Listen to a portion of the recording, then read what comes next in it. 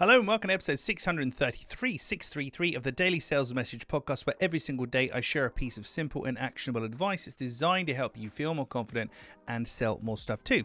Now, in today's episode, we talk about naming things. And I talk about naming things a lot. I love to name things. It has so much value and can do so much good for you when it comes to having a clear sales message.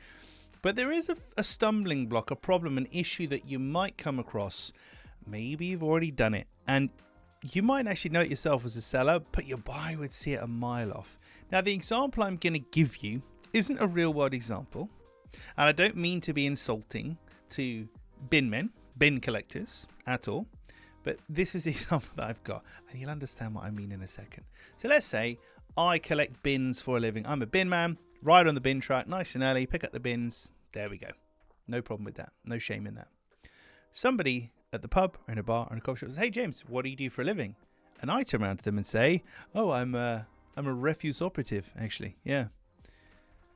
Now, we all know people that have done that, and it tends to come down to job titles more so than anything else. But even though I've said I'm a refuse operative, you hear I'm a bin man, but I'm probably embarrassed about that, so I'm trying to give it a fancier name to feel better about myself. And that's the problem we want to be careful with here. An overly fancy name. You see, naming things is cool. It adds tangibility to things. It adds this sense of professionalism and preparedness and other words that begin with P. But if you take it a step too far, if it's too descriptive or just too far removed from what you're up to, people can sense that, and it feels like you're just trying to convince yourself or you're embarrassed about something. And the problem there is the word refuse, because nobody uses that word. He could say I'm a bin operative. That wouldn't be too bad. The word operative is fine, but using the word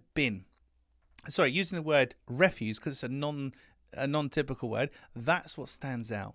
So my advice to you is be very careful, particularly when it comes to job titles, in how you name yourself. If you're using unusual, and the only way I can describe this is hoity-toity language, but language that's kind of trying to be more sophisticated and clever than it really is, you're going to come unstuck. And certainly for me, and perhaps it's true for you, if I meet somebody and they tell me they're a refuse operative, I just hear bin man. I just think, that's a shame he's not proud to do the job that he does. And that's the issue. So don't give yourself an overly fancy name, and don't forget to put the bins out because they're coming tomorrow. Right, that's it for this one. Tomorrow in episode 634, we're going to talk about no. No. You'll have heard no a lot if you're in sales and selling. There's a couple of things I want to remind you about the word no that are very important, that will keep you on track, because otherwise it will eat you alive. But I'll explain all about that in tomorrow's episode. In the meantime, if you haven't already, hit the like, subscribe, share button, comment, interact in any way. It just helps us to spread our good, positive messages here at the Daily Sales Message. That's it for this one. I'll catch you tomorrow. Don't forget to put the bins out.